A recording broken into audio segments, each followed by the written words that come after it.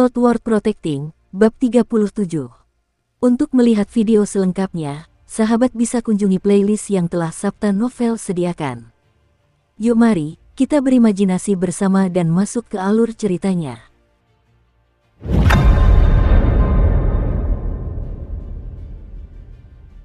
Beberapa hari kemudian, Wang Baole telah menghafal sekitar 70 hingga 80 ribu prasasti. Alasan dia begitu cepat berkaitan dengan pil memori kristal dan pil peningkatan memori yang diberikan Liu Daobin kepadanya. Meskipun efek pil-pil itu bagus, jumlahnya tidak mencukupi. Hal itu membuat Wang Baole depresi. Bahkan sebagai kepala prefek, jumlah pil tersebut tidak cukup untuk memenuhi kebutuhan semua orang meskipun ia memiliki batu roh. Bersamaan dengan itu, para siswa dari Aula Prasasti sangat membutuhkan pil-pil tersebut.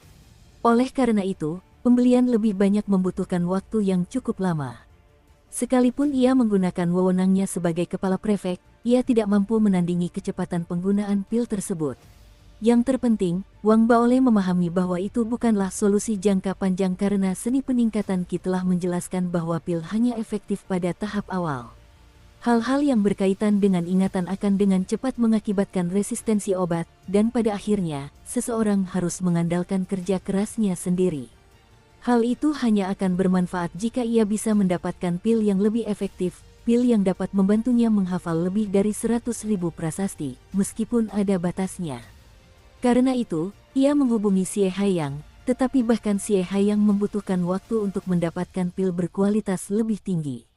Namun, ia memberitahu Wang Baole bahwa kota Ethereal memiliki pasar gelap bawah tanah yang mungkin bisa ia gunakan untuk mendapatkan beberapa pil tersebut. Dia juga memberitahu Wang Baole cara memasuki pasar gelap bawah tanah. Namun, pada akhirnya dia memperingatkan Wang Baole bahwa meskipun batu roh adalah mata uang umum di pasar gelap, ada harta karun tak ternilai tertentu yang hanya bisa diperoleh melalui pertukaran barang. Selain itu, dia perlu menyembunyikan identitasnya karena tempat itu dipenuhi dengan berbagai macam orang. Jika dia tidak hati-hati, dia mungkin akan menarik masalah. Saat Wang Baole sedang pusing memikirkan masalah menghafal, Liu Daobin datang lagi. Saat mereka bertemu, dia langsung maju dan berbicara dengan sopan. Kepala prefek, kasus Sun Qifang telah diselidiki secara menyeluruh. Memang ada beberapa masalah dalam kasus ini. Ada masalah apa? Wang Baole meletakkan kamus prasasti di tangannya dan menekan dahinya yang mulai memerah. Tepat ketika dia hendak mengambil sebotol air roh es, dia menyadari bahwa Liu Daobin telah berinisiatif memberinya sebotol dari tasnya. Tindakan perhatian seperti itu membuat Wang Baole sangat senang. Sun Qifang ini sungguh orang yang menyedihkan. Ini hanya kasus pencurian sepele, dan sebelum berhasil, dia sudah tertangkap. Akibatnya, Jianglin menggunakan ini sebagai cara untuk memeras setengah dari kekayaan keluarga Sun. Jianglin mengancam akan mengirim Sun Qifang ke pengadilan Daochou Lege untuk diadili jika permintaannya tidak dipenuhi. Kepala prefek, sekarang setelah keluarga mereka mendengar bahwa Anda telah mereformasi departemen, mereka berinisiatif menemui saya. Mereka meminta agar kita berbelas kasih dalam masalah ini. Kepala prefek, bagaimana pendapat Anda? Tanya Liu Daobin dengan berbisik. Wang Baole mendapatkan gambaran yang lebih jelas tentang situasi tersebut setelah diberi penjelasan. Ia memiliki dugaan umum tentang kasus ini, dan sekarang setelah Liu Daobin menyelidiki dan mengkonfirmasi dugaannya, ia sampai pada sebuah keputusan. Sun Qifang memang bersalah, tetapi Jianglin telah bertindak terlalu jauh. Ia menghela napas dalam-dalam dan mengangkat kepalanya untuk berbicara kepada Liu Daobin. Sun Qifang memang bersalah dalam kasus ini. Namun, hukumannya tidak perlu terlalu berat. Ambil tindakan disiplin terhadapnya dan berikan masa percobaan di perguruan tinggi. Dia bisa dibebaskan setelah menunjukkan tanda-tanda rehabilitasi. Kepala prefek, Anda tegas dan tidak memihak. Saya terkesan. Liu Daobin kagum sambil menangkupkan tinjunya. Kata-kata Liu Daobin sangat menyenangkan Wang Baole. Dia perlahan meminum air roh es yang ada di atas meja. Melihat Wang Baole sedang dalam suasana hati yang baik, Liu Daobin melangkah maju beberapa langkah dan berbisik ke telinga Wang Baole, sebagai ungkapan rasa terima kasih, keluarganya bersedia menyumbangkan setengah kilogram pasir perak mistik murni 90% kepada Departemen Disiplin Perguruan Tinggi kita. Pasir perak mistik, Wang Baole berkedip, dia mengetahuinya. Itu adalah jenis material yang sering dibutuhkan dalam pemurnian artefak Dharma berkualitas tinggi. Dia menatap Liu Daobin lagi dan tahu bahwa Liu Daobin telah menerima semacam suap. Namun, Wang Baole memiliki penilaian sendiri dalam kasus ini dan tahu bahwa, bahkan jika Liu Daobin bias, dia tidak akan berani memutarbalikkan fakta. Selain itu, keluarga Sun mahir dalam menavigasi hubungan antar pribadi. Mereka tidak memberikannya secara pribadi kepadanya, melainkan memberikannya kepada Departemen Disiplin Perguruan Tinggi. Lebih jauh lagi, dia telah memutuskan untuk menangani kasus ini secara imparsial, jadi itu bukanlah bentuk suap atau pemerasan. Karena itu, dia mengambil air roh es dan mempertimbangkan kata-katanya sebelum menjawab. Daobin, tahukah kamu satu hal yang paling aku sesali dalam hidupku? Itu adalah menjadi ketua prefek. Aku sama sekali tidak ingin menjadi ketua prefek. Dengan begitu, aku tidak akan menghadapi begitu banyak masalah. Dengan begitu, aku akan punya banyak waktu untuk belajar. Baiklah, aku serahkan masalah hadiah kepada Departemen Disiplin sekolah kita kepadamu. Namun, pastikan jangan melakukannya tanpa pertimbangan. Semuanya harus dilakukan dengan adil. Wang Baole mendesah, sambil menatap Liu Daobin. Kata-kata ini adalah hal-hal yang telah ia pelajari dari autobiografi para pejabat tinggi. Liu Daobin buru-buru mengangguk setuju untuk menyatakan kesetiaannya, sekaligus menunjukkan bahwa ia mengingat ajaran Wang Baole. Wang Baole tersenyum sebelum berbincang singkat dengannya. Akhirnya, dia menguap, yang langsung dipahami oleh Liu Daobin. Dia pun pamit dengan hormat. Setelah Liu Daobin pergi, Wang Baole duduk di sana dan menghabiskan air roh es di tangannya dalam sekali teguk. Pikirannya masih merenungkan kasus Sun Qifang. Meskipun kasus itu telah diselesaikan, Wang Baole menyadari bahwa keempat perguruan tinggi Dao besar memiliki status yang sangat tinggi di federasi dari masalah ini. Kekuasaan yang dimiliki seorang kepala prefek atas para siswa cukup untuk membuat sebuah klan keluarga berada dalam kesulitan. Meskipun bukan klan keluarga yang besar dan kuat, implikasi umumnya cukup untuk membuktikan status luar biasa yang dimiliki perguruan tinggi Dao. Sebenarnya, Wang Baole telah mendengar beberapa hal ini di masa lalu dan tahu bahwa meskipun keempat perguruan tinggi Dao besar tampak terpisah, mereka adalah sebuah sistem lengkap yang mirip dengan federasi.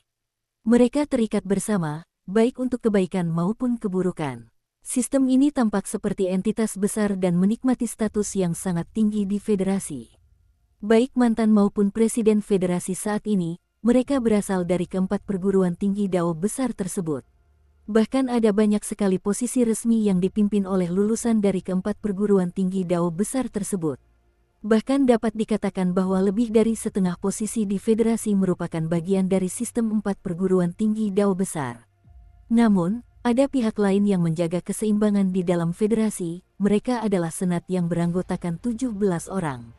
17 penguasa kota dari 17 kota utama membentuk senat yang beranggotakan 17 orang.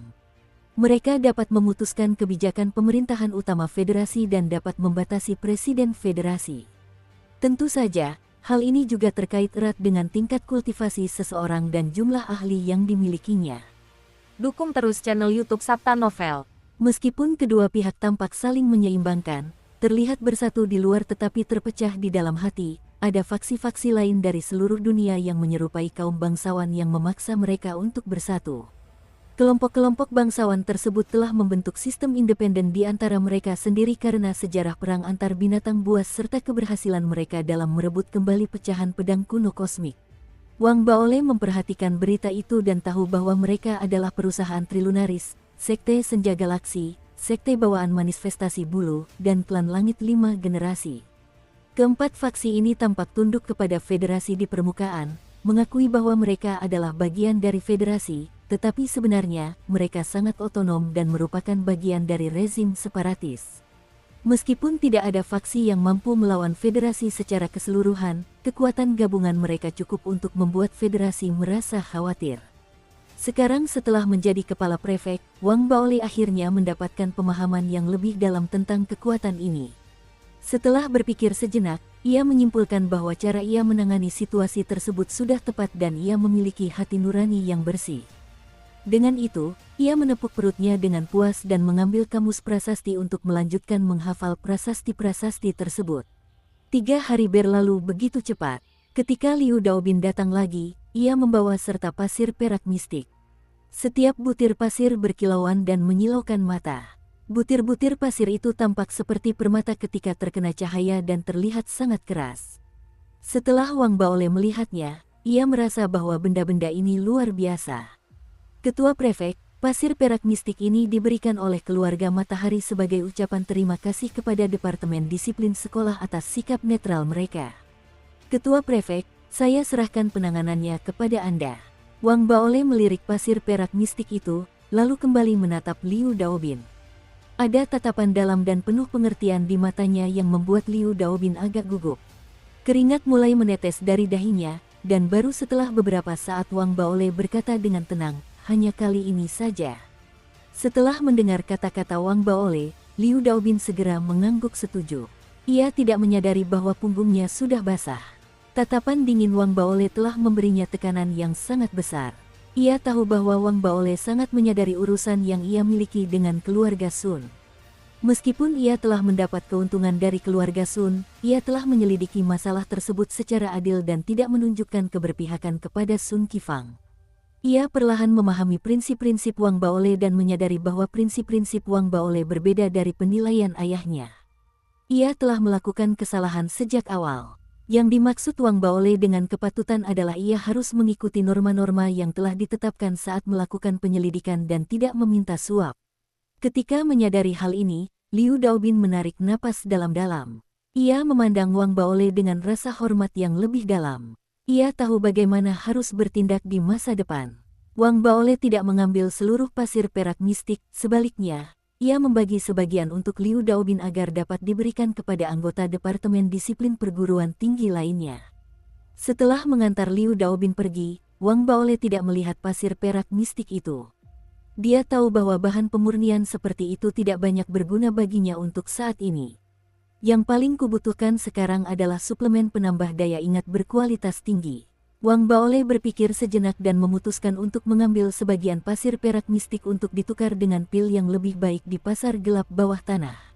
Untuk melakukan transaksi di pasar gelap, seseorang perlu menyembunyikan identitasnya untuk mencegah masalah yang tidak perlu.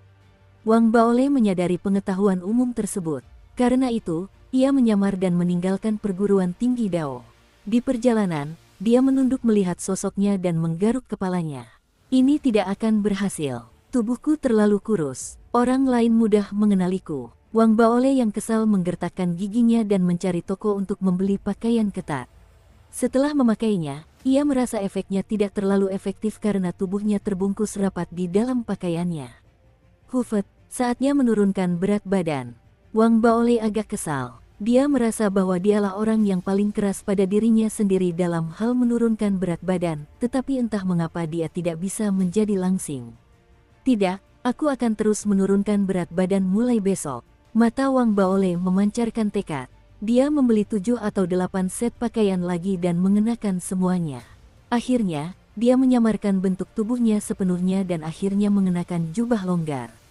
Dari bentuk tubuhnya, bahkan orang yang mengenalnya pun hampir tidak akan bisa mengenalinya sekilas. Namun, kondisinya sangat sesak sehingga Wang Baole kesulitan bernapas. Tetapi untuk mencegah identitasnya terungkap, dia menahan diri. Dia menemukan topeng untuk dikenakan saat seluruh penampilannya berubah drastis, dan dia bergegas ke pasar gelap bawah tanah. Mulai hari ini, aku tidak akan makan. Aku akan berdiet. Dalam perjalanan, Wang Baole berjalan dengan sangat kaku, takut bajunya yang ketat akan robek tanpa sengaja. Karena itu, dia sekali lagi bertekad untuk menurunkan berat badan. Namun, saat dia sudah mengambil keputusan, dia tidak bisa menahan diri untuk berhenti ketika melewati sebuah toko makanan ringan. Ini, Wang Baole menjilat bibirnya sambil melihat papan iklan yang diletakkan di luar toko. Ada poster yang tergantung di sana yang menampilkan camilan terbaru. Dia ragu sejenak, karena aku mulai diet besok, tidak masalah jika aku membeli lebih banyak hari ini. Dengan pemikiran itu, Wang Baole segera membeli beberapa kantong. Dia berjalan sambil makan, dan ketika selesai, dirinya yang merasa puas telah tiba di pasar gelap bawah tanah. Proses pertukaran pil berjalan lancar. Tak lama kemudian, Wang Baole telah menukarkan sejumlah pil berkualitas tinggi yang cukup dan meninggalkan pasar gelap. Saat ia berjalan di kota etiril yang ramai untuk mencari tempat melepas pakaian ketatnya, ia tiba-tiba mendengar teriakan dari ujung jalan tempat ia berada. "Cepat, menghindar! Astaga, bagaimana kau bisa mengendarai mobil patroli seperti itu? Itu jatuh!" Teriakan itu datang dari banyak orang yang lewat di jalan. Teriakan di langit itu menusuk telinga saat Wang Baole dengan cepat menoleh setelah pulih dari keterkejutannya. Dia melihat sebuah kapal penjelajah mengeluarkan asap tebal dan jatuh lurus ke tanah seolah-olah kehilangan kendali. Pesawat patroli itu melaju terlalu cepat. Meskipun orang-orang berlari panik, masih ada beberapa orang yang gagal menghindar tepat waktu. Salah satunya adalah seorang gadis berusia 7 atau 8 tahun yang membawa ransel. Dia berdiri terpaku di tempatnya karena ketakutan. Sebelum dia sempat menangis, pesawat patroli itu telah menukik tepat ke arahnya. Meskipun gadis muda itu tidak terkena serangan langsung, tubuhnya babak belur dan memar. Seketika itu juga, tubuhnya berlumuran darah saat terlempar, dan saat mendarat di tanah, ia hampir tidak bernapas. Wajah berdarah itu membuat hati setiap orang yang melihatnya gemetar. Kerumunan yang menyaksikan kejadian itu pun bergemuruh marah. Ketika Wang Baole bergegas dan melihat semua itu, ekspresinya berubah. Kemarahan memenuhi matanya ketika ia melihat orang-orang berjalan keluar dari kapal penjelajah yang hancur itu.